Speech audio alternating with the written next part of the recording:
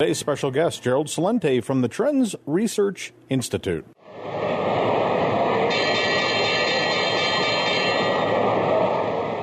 Since the Super Committee on Capitol Hill failed to reach an agreement over a deficit fix, an automatic $1.2 trillion in spending cuts from domestic and defense budgets looms over the economy, a.k.a. sequestration. Just days away, and joining me with his take on this and related current events, Gerald Celente, the director of the Trends Research Institute. His team produces the TrendsJournal, hard-hitting, in-depth analysis of the economic, social, political, and cultural trends. Welcome, Gerald Celente.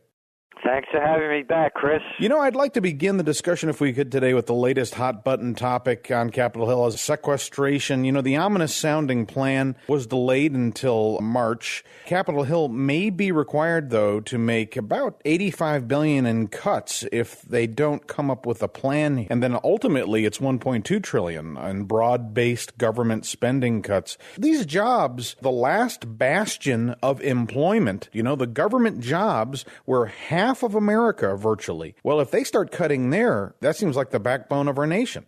And when they really get finished with it, what you're going to start seeing is more and more things like unemployment insurance, unemployment being cut, shortening the days of that type of thing, social programs being cut back. Marginally on the military. Let's not forget, when we're looking at the military budget, we're looking at military and military-related expenditures are about $1.2 trillion a year. And what's really disgusting about this whole thing, this has been going on since the summer of 2011, and they haven't been able to come up with a deal yet. Anyone in the private sector could never get away with this kind of mismanagement and incompetence that Washington is getting away with.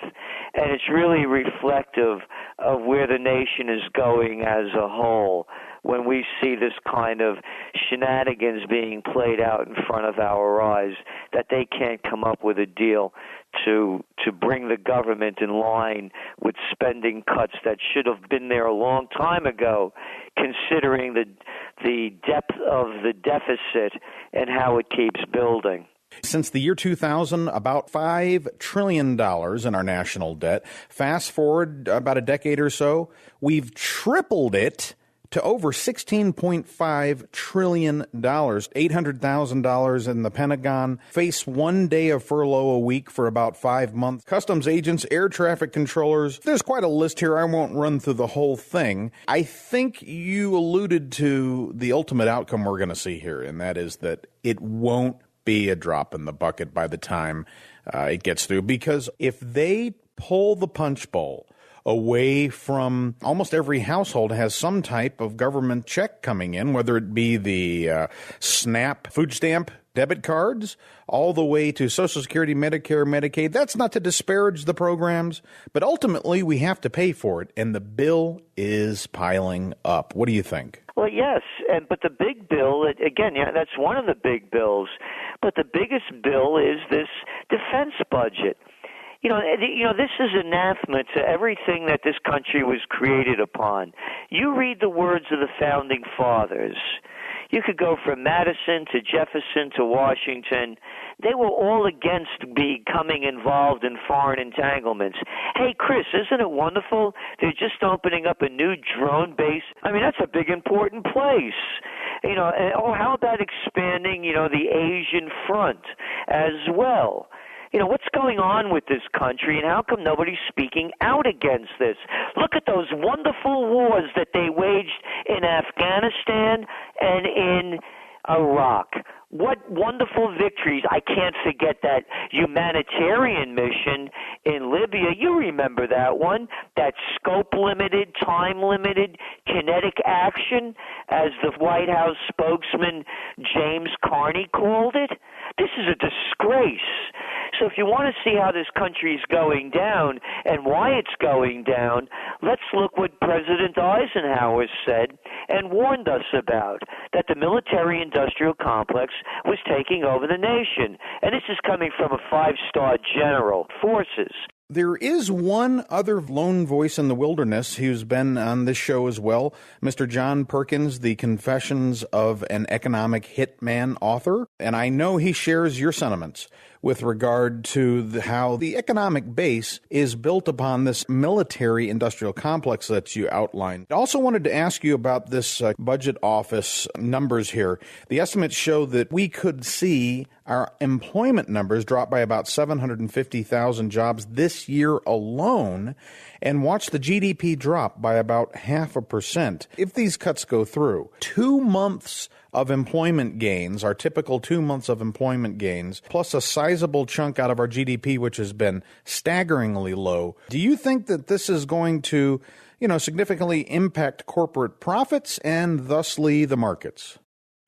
Well, yes, but, there's so many other things that are affecting corporate profits as well. Let's go back to campaign 2012, the presidential reality show. We heard from both the Republicans and the Democrats how they were not going to raise taxes on the middle class or lower classes. Well, they did. They raised the Social Security taxes, the payroll taxes. And it's showing now at the consumer level. The people that could afford it the least are paying the most. So we're also looking at, when we're looking at job growth, as you mentioned, they're barely creating enough jobs just to stay even. We have to create about 150,000 jobs a month. That's not accounting for, the new people moving into the workplace. And they haven't done that when you look over the long-term numbers. So we're falling back on employment. This is only going to make things worse. And then what you really have to do is start looking around the world. The numbers out of Europe this past week, I'm shocked. They downgraded their forecast for growth. They always do that. In the beginning of the year, they come up with a high forecast, and then, several months go by, they downgrade. And then you look what's going on in China. It's the same thing. We're getting fake numbers out of China, and when you're looking behind the numbers and where the real growth is, we're lucky if we're going to see about a 5.5% rise in GDP in China, which is not enough coming from that country. So this is a global slowdown, only making a bad situation worse. Let's switch gears for a moment, please, over to the latest from the Fed. Hawkish comments have been the norm lately. I think that's been leading a lot of folks to believe the Fed could stop their QE-related monetary stimulus as soon as this year, perhaps even allow rates to climb a bit. However, we saw a 180-degree about-face this week, actually today. Federal Reserve Chairman Ben Bernanke suggested in a speech before Congress that the QE $85 billion bond buying program will continue. What are your thoughts here? And it seems like very important for the precious metals and stocks as well. Well, it is important. I mean, we saw gold jump over $20 an ounce on the news. And again, it's very, very important, Chris, to understand this is the only thing that's keeping the markets afloat. Are these radically low interest rates. Look at housing again. Housing prices are going up because interest rates are so low. And what they call QEs is really nothing more than money printing, but it's not only in the United States. All the countries have different names for it. I love the one from Europe, ongoing monetary transactions, or long-term refinancing operations. So they're all doing it. They're all printing money to keep the Ponzi scheme going. And what they're doing is they're debasing the value of the currencies, thus the talk about currency wars. Oh, I forgot Japan. The markets went up a couple of days ago on the good news that Japan is going to stimulate their economy by printing more worthless yen. Who could get away with this? These people are bringing down the governments of the United States, of Japan, and Europe are destroying the wealth of their nations by printing this cheap money. I read an article this afternoon that indicated Britain is considering negative interest rates. We've run out of options. We've tried the printing presses. We've tried holding rates low. Let's go negative. Because if you really delve into the numbers, you notice that real rates are already negative. Well, you nailed it. And by the way, it is England. You're correct on that. And it is the savers that are being hurt. And that's why you're seeing here. Go back to Davos several weeks ago. The letters that came out of Davos were LBOs, leverage buyouts. You're seeing the merger and acquisition activity now. Why? Because interest rates are near zero. Money is cheap and it's easy to borrow. And the other reason that the markets are gaining any strength at all is because where are investors going to put their dough? There used to be a quaint thing in the United States when I was a young man. It was called savings.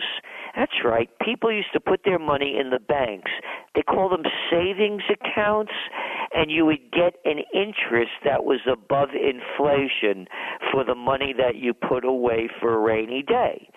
Can't do that anymore, and they know what they're doing. They're forcing people to speculate. You know, gold prices, Chris, as I believe, should be well over $2,000 an ounce now.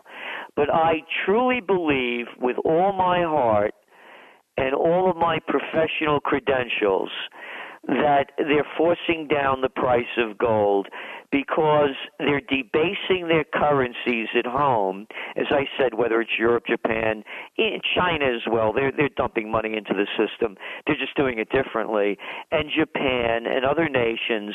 And what they're doing by doing this is that if gold prices start shooting up, people are going to see how worthless that digital paper, not worth the paper it's not printed on, is worth.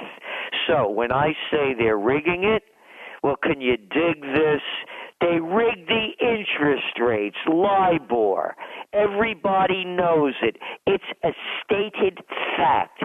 If they could rig hundreds of trillions of dollars worth of interest rates, you think they could rig a thinly traded gold market? Here's an alternative hypothesis. What if the dollar rally, which really I think has knocked the wind out of the precious metals, hopefully just temporarily, because it kind of seemed to come out of left field. I believe that this is probably tied in with the sequester scenario that we see. Maybe March 1st rolls around and our legislators vote on whether or not there will be cuts. Hopefully they make the right decision, although I guess we would be essentially be winning the battle and losing the war when I call it the right decision. Perhaps that might help cap the dollar rally and give the metals a boost. What do you think? Well, again, you know, the dollar's only rallying because the other currencies are weak. Dollar's not rallying because of the strength of the dollar. And then, of course, they're going to try to beat down the dollar because the big game is exports. And if the dollar becomes too expensive, the United States can't export product. And when you see the Obama administration's promise to double exports, you know where it's coming from. And what they're going to do, I believe, in Washington, is they're just going to cut social programs out. That's all. They're going to hurt the people that hurt the most already. Whether you agree with it or disagree with it, those are the ones that are going to suffer. I mean, look at, you know, there was something out of Bloomberg that hardly made the news. The headline read, "Why should taxpayers give big banks $83 billion a year?" And it was by the editors. And they're showing how by these biggest banks, the too big to fails, getting such cheap money, it's really we the taxpayers that are subsidizing them. And their $83 billion in profits wasn't profit at all. They were really subsidies from the taxpayers paying this. So what I'm saying, Chris, is the bigs aren't going to be hurt at all. Any of this money that's going to be drained out of the system is going to hurt the people that, as I said, can afford it the least. Whether, again, you agree with it, that they should cut it or not is another issue. So it's not going to affect the economy that much. And what the reality is, I see it is that all of these currencies are being debased. So it's the stronger of the weaker currencies. Look what just happened in Italy. And look what happened with the stock markets. I mean, the market was up in the morning a couple of days ago when the numbers started coming in from Italy. Bersani government was going to be formed. The stock market jumped up. And then when the numbers started coming in and said, it looks like there's not going to be a government here because the numbers are so thin between him, Berlusconi, and Beppe Grillo, that all of a sudden the market took a tank because Italy would not be able to continue with its austerity measures. And you know what austerity measures are? That means banks make bad bets, and you take the money from the people to pay them off. Let me throw a wrench into the works here. Do you really believe that our officials will allow programs like the SNAP food stamp card, which incidentally is on the chopping block here, along with all the other programs we were talking about earlier, if they follow through with these cuts, 47.8 million people require those cards to put food on the table. Could we not see something like Greece, or maybe even something like the Great Depression, where soup kitchens and bread lines form all around our major cities? Yes, we could, and that's the only reason why you don't see it now, because of these programs and the numbers that you point out. The amount of people on food stamps and and the poverty level growing the way it is, but the food stamps keep the people off the streets. So again, this is where I see it coming from, the social programs. Even when they cut defense, they're talking about $50 billion a year over 10 years. You're looking at an F-35 program that's going to cost in its entirety over $1 trillion alone for a loser airplane. Again, who are we going to fight these with people from Mars with these planes? There's no other government. Who are we being attacked by? So again, the big cuts aren't going to come from where they should, as I think. They're going to come from the people that could afford it the least. But the bigger issue again is, how is there going to be growth in the United States? Where will there be job growth? What sectors will thrive? How are these young people that are getting out of college, that have over $1 trillion worth of debt, more than consumer debt, how are they going to pay it off? How are they going to buy homes and start families? How are they going to find jobs when 50% of them that do find jobs that pay wages that are equivalent to high school diploma wages? So those are the real issues. And the answer is they're not going to do it. The country's on a steady downhill slide, and how anybody could believe that either the Republicans or the Democrats or the Gambinos and the Bananos are going to turn this around, the same people that caused the problems, to me, it's insanity. It's repeating the same thing over and over again, as Einstein said, and expecting a different result. So let's shift back over to the precious metals for a moment. I'd like your take on this repatriation of the gold, national gold, back to Europe. We're seeing that as well, of course. Venezuela, they had all their gold returned.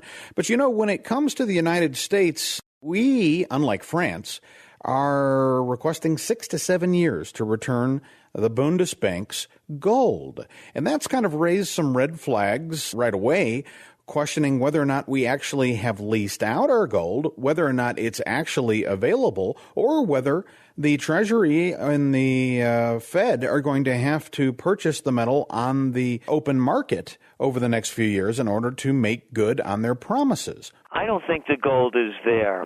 Does it take Germany, to 2020 to get their gold back? Were they going to bring it over by carrier pigeon? What's the big deal over here? I want my gold. Bring it on. Bring it to me. I think they have boats now. I'm not sure.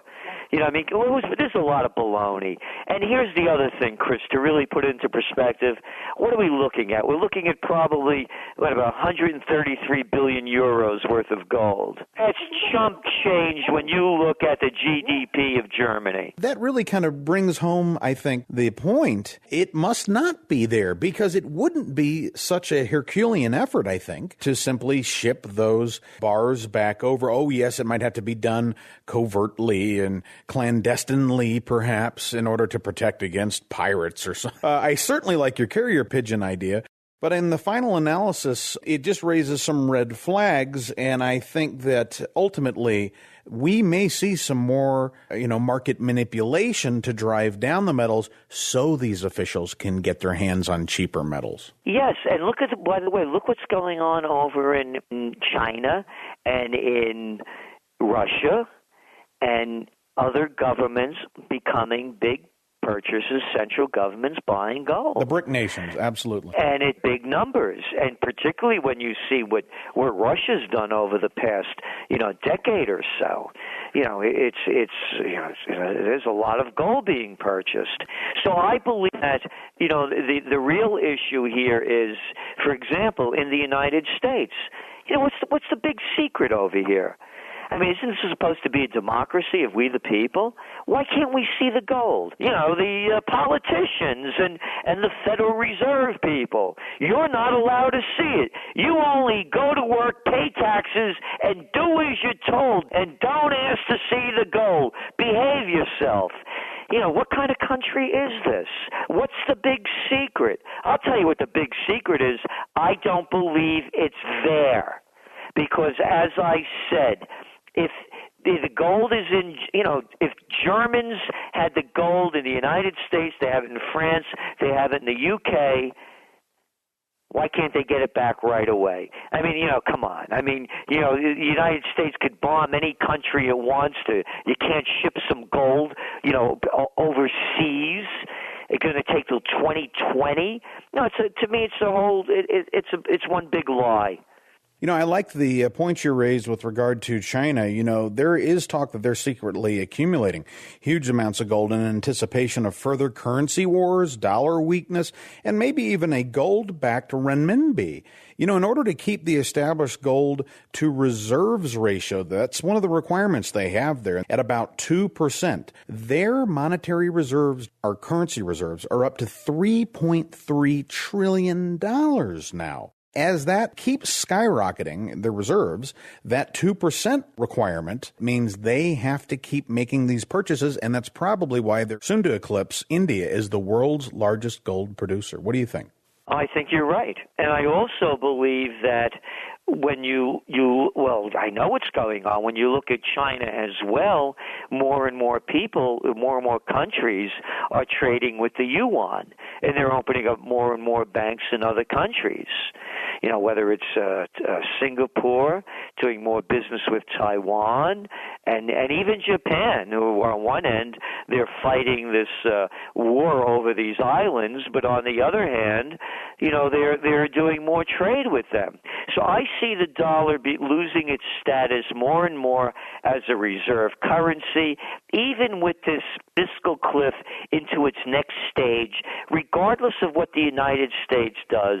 As you pointed out before, we're dealing with a $16.4 trillion deficit. There's no way in the world that deficit is ever going to be paid off except one way, and that's devaluation of the currency. Sure, we've got a little bounce in the greenback, but ultimately, I think our officials know that there is a race underway to the bottom. And what do you want to hold in your portfolio when currencies are declining and inflation is soaring? Of course, you need some precious metals insurance. Any other topics that you'd like to discuss? Yes, one of the ones, we just touched on it briefly. What's going on in Italy is big news. And that is that the media has derided Beppe Grillo as a comedian. How about what's going on in this country? These guys aren't comedians here.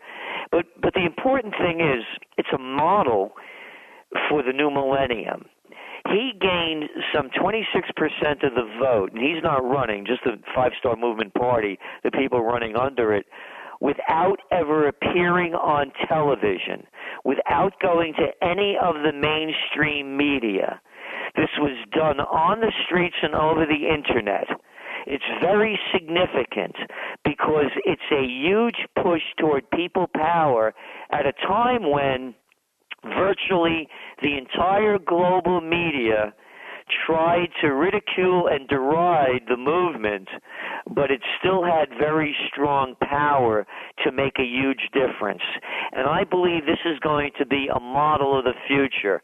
More and more internet candidates are going to come forth as the media, the mainstream media, no longer matters. We're in the same boat, aren't we? Well, yes, but worse in many ways. Of course, Italy has a debt to GDP ratio of about 127%. But, and then what they're calling recessions over there are depressions. There's a depression in Greece. You have 27% unemployment in Greece and Spain.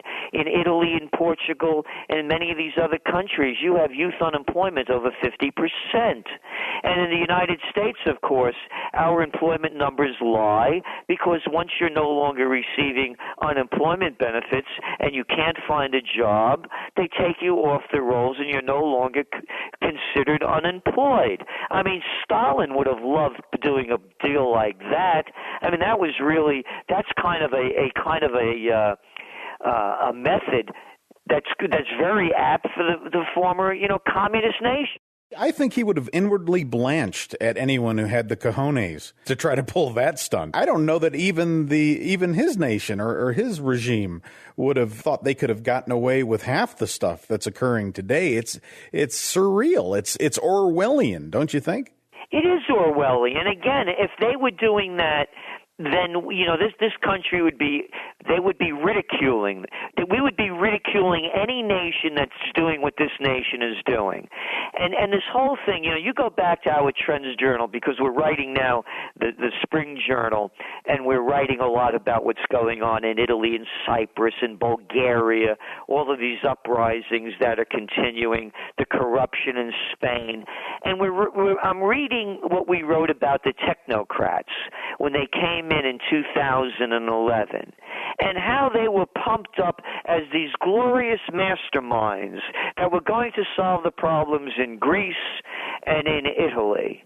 And of course they haven't. All they've done is they've pushed these countries deeper into poverty. And that's what's going on everywhere. And it's very, very simple.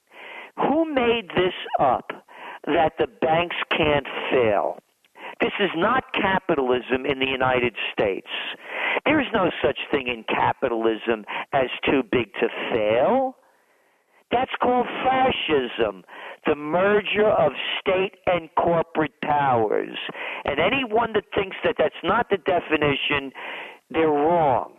That's the definition that Mussolini called it. Well, as we wrap up here, we've run over on time, but in a quick sound bite, precious metals, buying opportunity here? Well, I don't give financial advice, but as a trend forecaster, I keep buying gold. And as a good friend of mine, his strategy to me was the best over a long period of time. Every month he buys all the gold and silver he can afford. And when you put that over many, many years of life, you have a real great profit, and you've really took the whole range and leveled it to a straight line of profit up when you average it out. Sage advice. Gerald Celente, the head of the Trends Research Institute, we want to thank you again for a fantastic discussion and wish you continued success, sir. Thank you very much, Chris.